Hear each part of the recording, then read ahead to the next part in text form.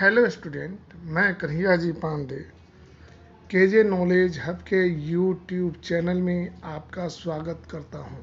तो स्टूडेंट, आज हम लोग बिहार बोर्ड के वर्ग नवम विषय रसायन शास्त्र के पाठ 2 के लघुतरीय प्रश्न पुस्तक भारती भवन प्रश्न संख्या 1 से 16 तक के प्रश्नों के बारे में बारी बारी से चर्चा करते हैं। तो स्टूडेंट, हमारा आज का पहला सवाल है, निम्नलिखित पदार्थों को तत्व, यौगिक और मिश्रण में वर्गीकृत करें। जस्ता जस्ता एक तत्व है जिंक। जस्ता को अंग्रेजी में जिंक कहा जाता है। इसकी परमाणु संख्या 30 होती है। दूसरा है समुद्र का जल। समुद्र का जल एक मिश्रण है। इसमें जल और लवण जो है मिक्सअप होते हैं। सोडियम बाइकार्बोनेट, यह जो है एक यौगिक है। इसमें सोडियम और कार्बन और ऑक्सीजन उपस्थित होता है। हमारा अगला जो सवाल है वह है F नंबर कोयला। कोयला जो है एक मिश्रण का उदाहरण है, जबकि कागज भी एक मिश्रण है। एल्कोहल स्टूडेंट एक कंपाउंड है।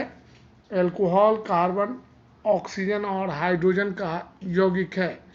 ग्रेफाइट, ग्रेफाइट जो है इसे तत्व माना जाता है क्योंकि यह कार्बन का एक अपरूप है। इसके अलावा स्टूडेंट, हमारा ऑप्शन जो है मिट्टी। मिट्टी जो है मिश्रण है। और साबुन, साबुन भी एक प्रकार का मिश्रण है। अब स्टूडेंट, हम लोग प्रश्न संख्या 2 को देखेंगे। हमारा प्रश्न संख्या 2 है कि प्रश्न संख्या 2 है, निम्नलिखित में भौतिक और रासायनिक परिवर्तनों का पहचान करें। स्टूडेंट, जैसा कि हम लोग जानते हैं कि भौतिक परिवर्तन वैसा परिवर्तन होता है जिसमें पदार्थ के मूल गुण में किसी प्रकार का बदलाव ना हो, जबकि रासायनिक परिवर्तन उस परिवर्तन को कहते हैं जिसमें पदार्थ के मौलिक गुण में बदलाव हो जाए। जैसे यहाँ हमें ऑप्शन दिया गया है एक बच्चे का विकास। तो एक बच्चे का विकास बहुत धीरे धीरे होता है और फिर हम उस विकास को उत्क्रमित नहीं कर सकते हैं, उल्टा नहीं कर सकते हैं। इसलिए एक बच्चे का विकास जो है रासायनिक परिवर्तन का उदाहरण है। दूध से दही का बनना, दूध से दही का बनना एक रासायनिक परिवर्तन है क्योंकि फिर दही से हम दूध को प्राप्त नहीं कर सकते हैं, यानी दूध का मौलिक गुण जो है वह परिवर्तित हो जाता है दही बनने के बाद। अब स्टूडेंट, हमारा ऑप्शन 3 है मोम का पिघलना। मोम का पिघलना एक भौतिक परिवर्तन है क्योंकि मोम के पिघलने में मोम का कोई भी मौलिक गुण परिवर्तित नहीं होता है, सिर्फ उसके अवस्था में परिवर्तन होता है। लकड़ी का जलना एक रासायनिक परिवर्तन है क्योंकि लकड़ी के जलाने के बाद हमें उष्मा और राख मिलती है, फिर हम उससे लकड़ी को प्राप्त नहीं कर सकते हैं। इसलिए लकड़ी का जलना एक रासायनिक परिवर्तन का उदाहरण है। अब स्टूडेंट, हम लोग प्रश्न संख्या 3 को देखते हैं। तत्व और यौगिक में कोई 2 अंतर स्पष्ट करें। तो तत्व और यौगिक में निम्नलिखित अंतर होते हैं। नंबर 1, तत्व जो है एक ही प्रकार के परमाणुओं से मिलकर बना होता है, जबकि यौगिक 2 या 2 से अधिक परमाणुओं से मिलकर बना होता है। तत्व के सूक्ष्मतम कण को परमाणु कहा जाता है, जबकि यौगिक के सूक्ष्मतम कण को अणु कहा जाता है। तत्व और यौगिक ये दोनों जो हैं शुद्ध पदार्थों के उदाहरण हैं। अब स्टूडेंट, हम लोग प्रश्न संख्या 4 को देखते हैं। हमारा प्रश्न संख्या 4 है, मिश्रण के किन्हीं 2 गुणों को लिखें। तो मिश्रण के 2 गुण निम्नलिखित हैं। मिश्रण या तो समांग होगा या विषमांग होगा। समांग मिश्रण वैसा मिश्रण जिसमें पदार्थ के सभी अवयव जो हैं पूरे मिश्रण में फैले हों, उसको समांग मिश्रण कहते हैं। जबकि वैसा मिश्रण जिसमें अवयव जो हैं अलग अलग स्थिति में हों तो उसको विषमांग मिश्रण कहा जाता है। दूसरा गुण जो है, मिश्रण के अवयवों को विभिन्न सरल विधियों और यांत्रिक विधियों के द्वारा हम अलग कर सकते हैं, जैसे हाथ से चुनकर, वाष्पीकरण के द्वारा, चुंबकीय पृथक्करण के द्वारा, ऊर्ध्वपातन के द्वारा हम मिश्रण के अवयवों को अलग कर सकते हैं। अब हमारा प्रश्न संख्या 5 है, विलय और विलायक में क्या अंतर है, स्पष्ट करें। किसी विलयन में उपस्थित वह पदार्थ जो विलायक में घुलकर विलयन बनाता है विलय कहलाता है, जबकि जिस द्रव में किसी पदार्थ को घुलाया जाता है उसे विलायक कहते हैं। विलय को अंग्रेजी में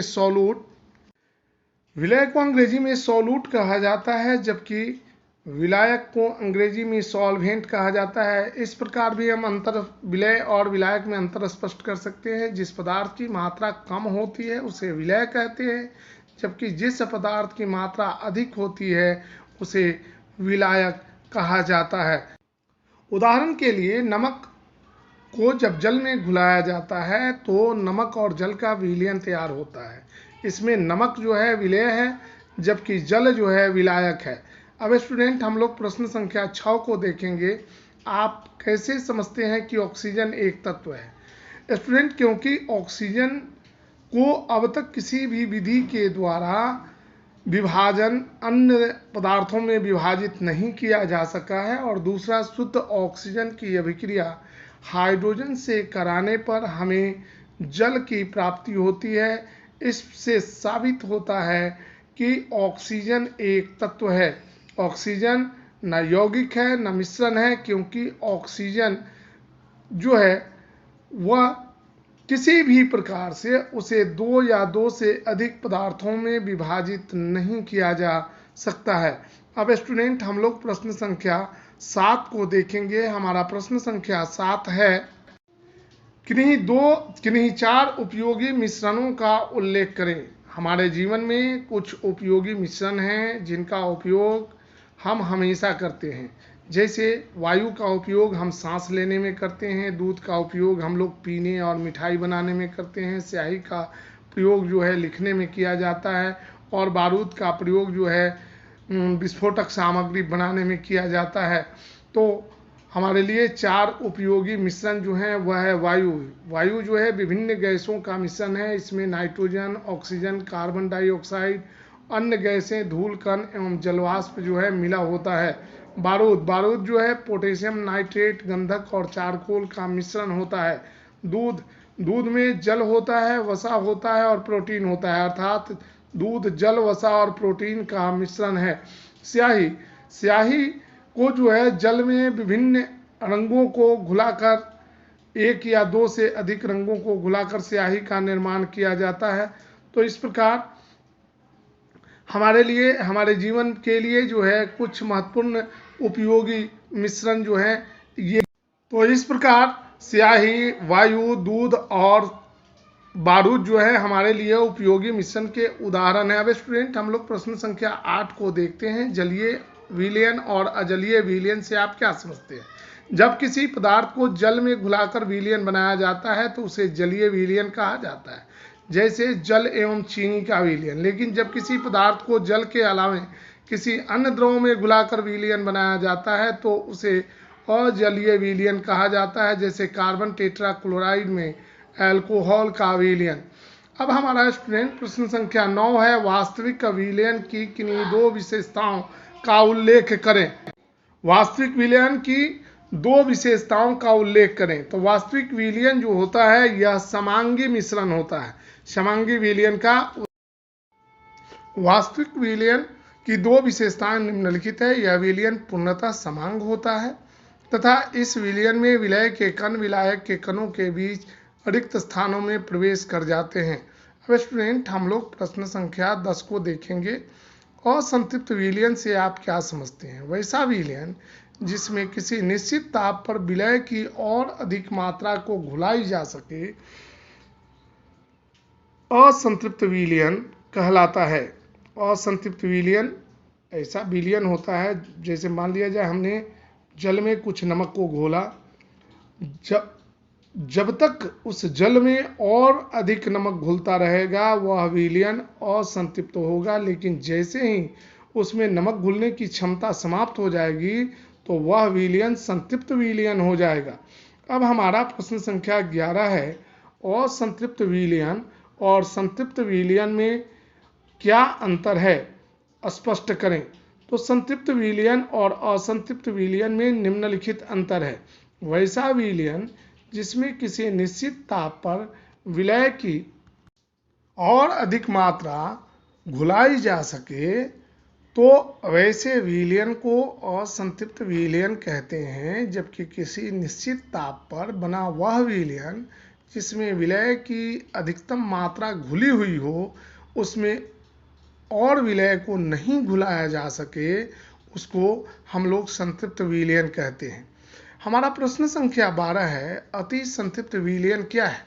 वैसा संतृप्त विलयन जिसमें विलय की मात्रा उस विलयन को संतृप्त करने के लिए आवश्यक विलय की मात्रा से अधिक घुली हुई हो, ऐसे विलयन को अति संतृप्त विलयन कहते हैं।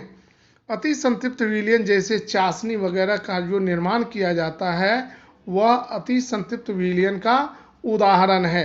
अब स्टूडेंट हम लोग प्रश्न संख्या 13 को, हमारा प्रश्न संख्या 13 है, किसी पदार्थ की विलयता की परिभाषा लिखें। विलयता पर ताप और दाब का क्या प्रभाव पड़ता है?